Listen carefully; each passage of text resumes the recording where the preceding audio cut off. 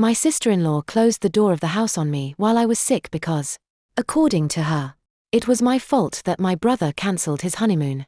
Hours later, I woke up in the emergency room. My older brother and I were always very close. Although life took us on different paths, he was always my rock. When I found out he was getting married, I was genuinely happy for him. I didn't know his fiancée very well, but if she made him happy, I would support her. The wedding preparations were fast, and before I knew it, we were in the middle of the ceremony. It was a beautiful, intimate celebration surrounded by close friends and family. However, I wasn't feeling well that night. 4 months. I had been dealing with unexplained abdominal pains. Doctors couldn't find a clear cause, and although some weeks were better than others, that night was particularly bad. Despite everything, I didn't want to miss the wedding. My brother was everything to me, and I didn't want to ruin his big day with my health problems. The ceremony was perfect, and everything seemed to go as planned until the reception arrived. I was trying to stay on my feet, greeting the guests, when a sharp pain shot through my abdomen.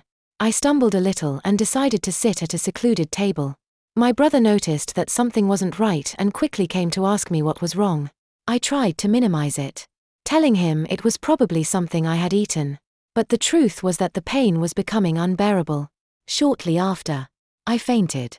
It was so sudden that I didn't even have time to react. All I remember is waking up in a room full of worried people, with my brother next to me holding my hand. He was pale and clearly scared. His wife, on the other hand, had an expression that I couldn't quite decipher. Something between annoyance and resignation. It was then that I realized that something wasn't right between us. My brother cancelled his honeymoon flight that night. He insisted on staying with me, making sure I was okay, although the doctors didn't find anything alarming. After several hours of observation, they recommended that someone watch over me for the next few days. My brother, being the protective man he is, decided to take me to his house to take care of me. That's where everything started to go downhill. My relationship with my sister-in-law was never bad, but it wasn't good either. I always felt that there was some distance between us, as if she saw me more as an intruder than as part of the family.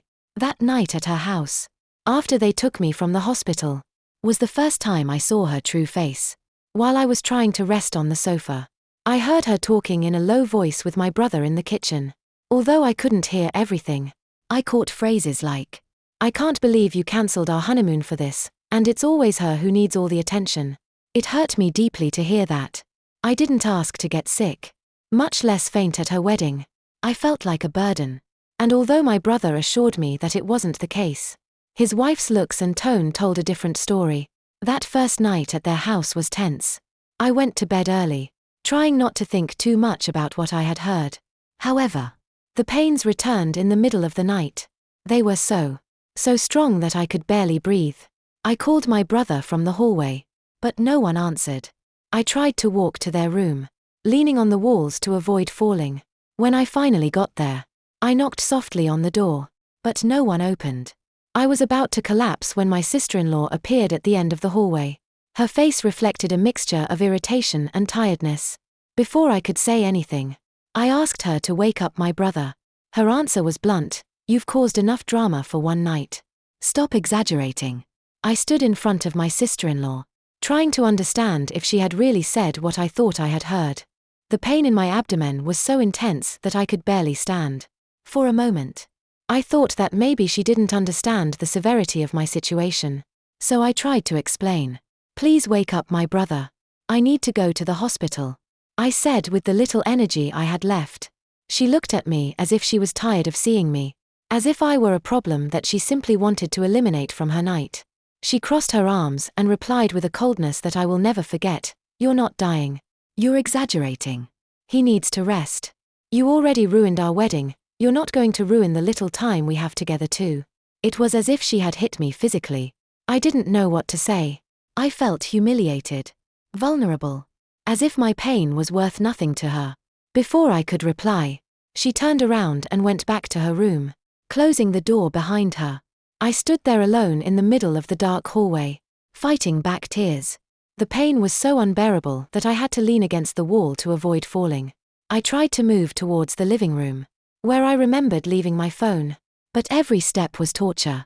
I finally reached the sofa and searched through the cushions. But the phone wasn't there. I must have left it in the guest room. But I didn't have the strength to go back. I collapsed on the sofa, hugging myself as sweat soaked my clothes. My breathing was shallow, and I felt like my whole body was on the verge of collapse. I was terrified. In my mind, I couldn't stop thinking about what my sister-in-law had said. "You already ruined our wedding." That's what she really thought. That my health was a nuisance to her. After a few minutes, the pain began to intensify even more. I knew I had to do something. I couldn't just stay there waiting for someone to come help me because clearly no one would. I forced myself to get up, grabbing the back of the sofa to stay on my feet. I remembered that there was a landline in the kitchen, so I headed towards it, staggering. When I arrived, I leaned against the counter and looked for the phone. It was there, right where I remembered it. With trembling hands, I dialed 911. On the other end of the line, an operator answered with a calm voice. I tried to explain my situation, but I could barely speak. "I need help, strong pain. I'm at my brother's house," I said. The operator asked me to stay on the line, but I couldn't. My legs gave way, and I collapsed in the kitchen, still holding the phone. The last thing I heard before losing consciousness was her voice saying, "We've already sent an ambulance. Stay with me." When I opened my eyes again, I was on the floor, still in the kitchen. I heard the distant sound of sirens approaching. My vision was blurry, but I managed to identify the red and blue lights reflecting on the windows. A spark of hope filled my chest. Help was near. I tried to move towards the door, but my body didn't respond. It was then that I heard loud knocks and voices from the other side of the entrance. They were asking someone to open. For a moment, I thought my brother would come running to attend them, but there was no movement. Suddenly, the familiar footsteps of my sister-in-law echoed on the stairs. She appeared wearing a silk robe and an expression of absolute annoyance. She slowly approached the door as if they were asking her to make the greatest sacrifice in the world. Before opening, she muttered something to herself that I couldn't understand. But her tone was clearly angry. She finally turned the key and let the paramedics in. They quickly entered and began to look for me. One of them found me on the kitchen floor, and his face showed a mixture of concern and urgency. "What happened here?" they asked my sister-in-law. She shrugged her shoulders and replied disdainfully, "I don't know. She's probably faking it. She's always been dramatic." I felt humiliated, but I didn't have the strength to defend myself. One of the paramedics looked at her incredulously before crouching down beside me. They asked me basic questions: my name, if I could feel my extremities, and the level of pain I was experiencing. I tried to answer as best as I could, but the words barely came out. At some point, I heard another paramedic tell my sister-in-law, "Why didn't you take her to the hospital sooner? This doesn't seem like something recent." She didn't respond. She just crossed her arms and looked away, as they placed me on a stretcher and carried me to the ambulance. My brother finally appeared at the top of the stairs. His face was full of confusion and fear. "What's going on? Why didn't you wake me up?" he asked his wife. She simply sighed and said, "I didn't think it was that serious."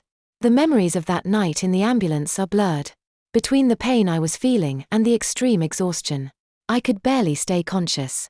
Every time I opened my eyes, I saw fragments, the city lights passing quickly, the paramedic adjusting a monitor, and the reassuring words they were trying to keep me calm.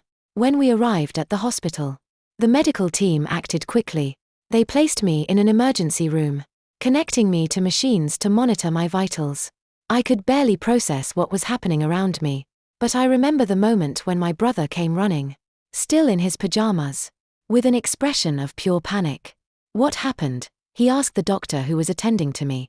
"We can't confirm anything yet, but it seems she has severe inflammation in her abdomen. We need to do tests immediately," the doctor responded before turning to his team. My brother sat next to me, took my hand, and began to cry. It was a mixture of frustration, fear, and guilt. Through tears, he asked me why I hadn't called him.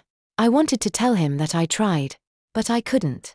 I was still too weak, and I could barely articulate words. The only thing I managed to do was squeeze his hand gently. Then, I heard a familiar voice that gave me a chill.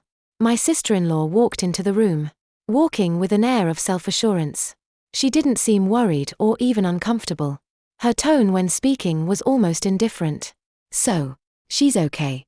It doesn't seem that serious, does it?" she asked the doctor, as if she wanted to minimize the situation. My brother stood up abruptly, and his face, which had previously reflected concern, hardened. "What are you saying? She was about to collapse in our house. And you didn't wake me up," he shouted at her. She tried to defend herself. "It didn't seem that serious at the time. Besides, you know how she is. She always exaggerates." It was as if the weight of the world fell on my brother's shoulders. His gaze went from fury to pain in a matter of seconds. "Exaggerates? You think she's faking this?" he said, pointing at me with tears welling up in his eyes. "Why didn't you call me? Why didn't you do anything?" She tried to say something, but he raised a hand, cutting her off. "I don't want to hear excuses. What you did was cruel and has no justification." For the first time since I met her, I saw a spark of nervousness in her face. She didn't respond. She just left the room in silence, leaving an uncomfortable void behind her. A few hours later, the medical team returned with the results. I had peritonitis, a dangerous inflammation of the tissue lining the abdomen.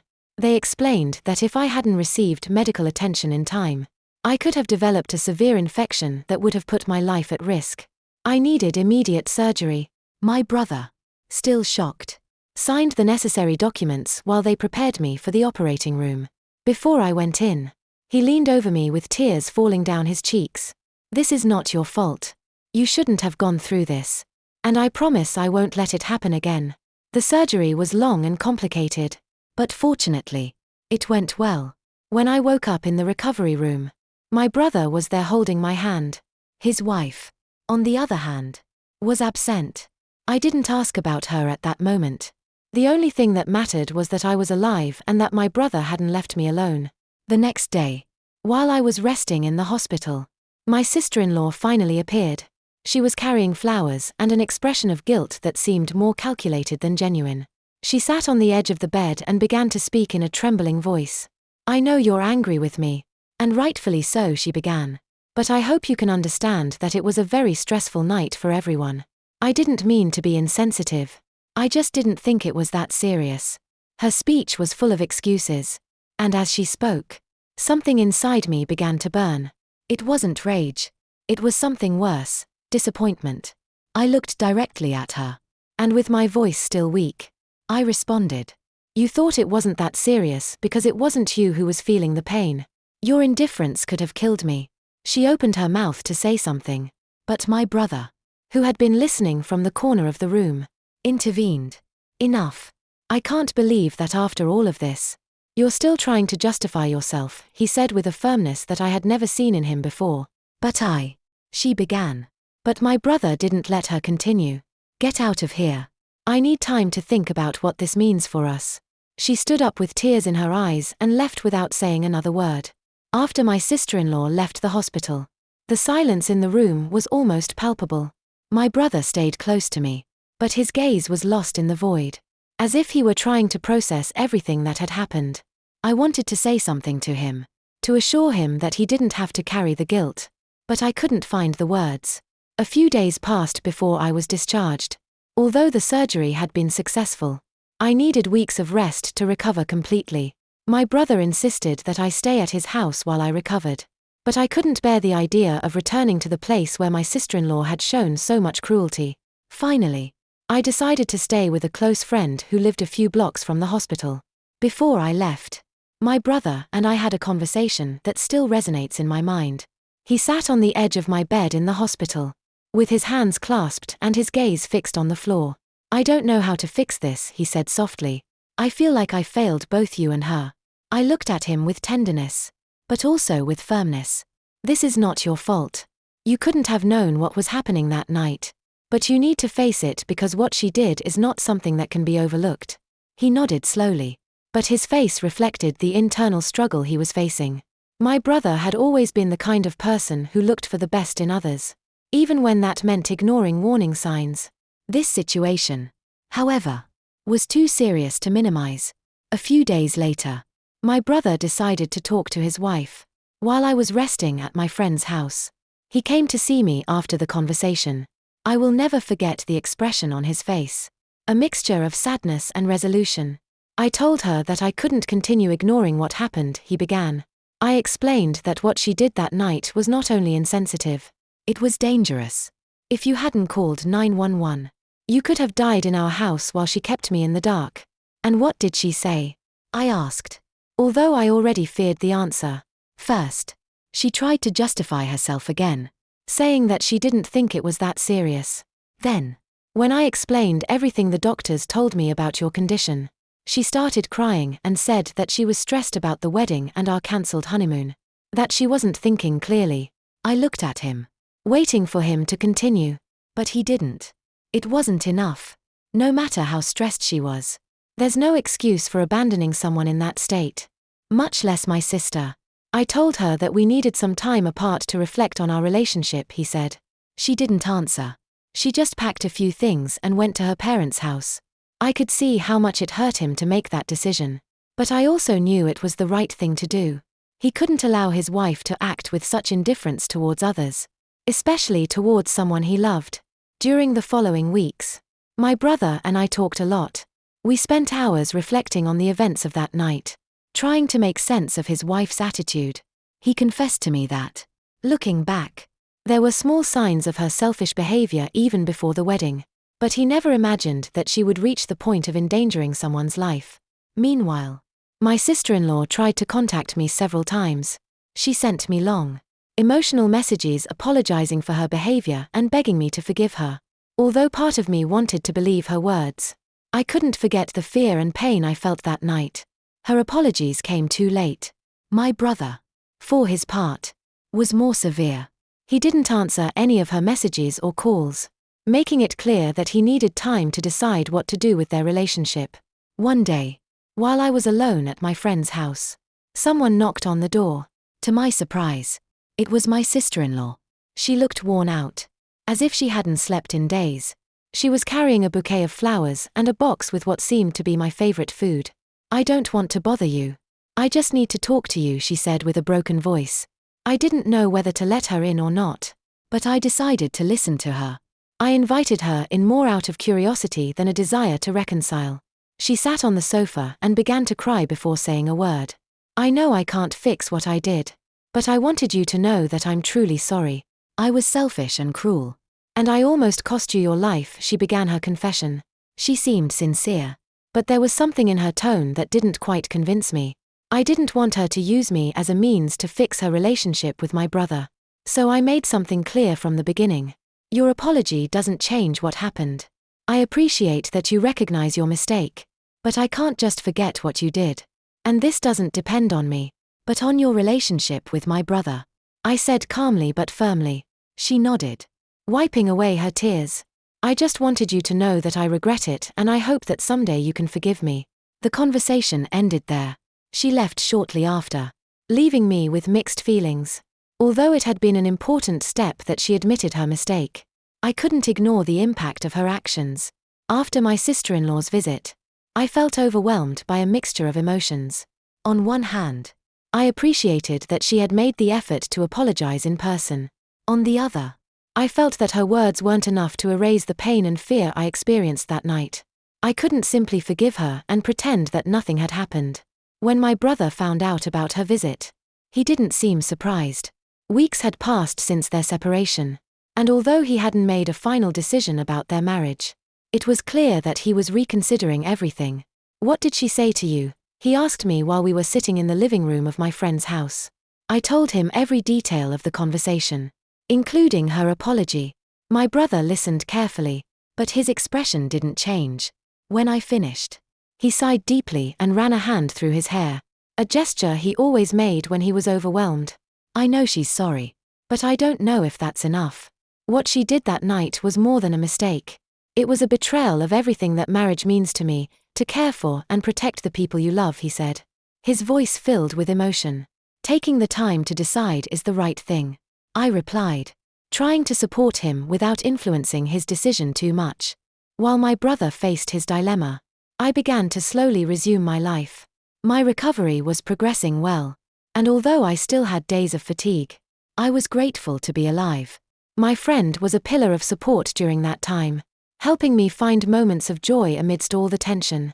Despite the fact that my brother came to see me almost daily, I realized that he needed space to process his own feelings. I stopped asking him about his wife and allowed him to make his decisions without external pressure. One day, while I was resting in the living room, I received an unexpected message from my sister-in-law. It was a brief text, different from the previous ones. There were no long apologies or pleas to reconcile. It simply said, "I know I can't fix what I did, but I'm in therapy. I don't expect this to change anything between us, but I wanted you to know." I didn't know how to respond. On one hand, I was glad that she was seeking help to understand her actions and improve as a person. On the other, I felt that any relationship between us was already too fractured to be repaired. After thinking about it for a while, I decided not to respond. A few weeks later, my brother came to visit me with a solemn expression. He sat across from me and remained silent for a moment before speaking. "I've decided to file for divorce," he finally said. Although I knew it was a possibility, hearing those words hit me harder than I expected. My brother had always been someone who believed in commitment and hard work to solve problems. But this time the wounds were too deep. "I can't stay married to someone who showed so little respect and empathy for us. Even if she is sorry now, I can't trust that she won't act the same way again if things get difficult," he continued. I didn't try to dissuade him. I knew that he had thought about this a lot and that his decision hadn't been taken lightly. In his eyes, I saw a quiet determination, as if he had finally found peace in the middle of the chaos. The divorce process was quick.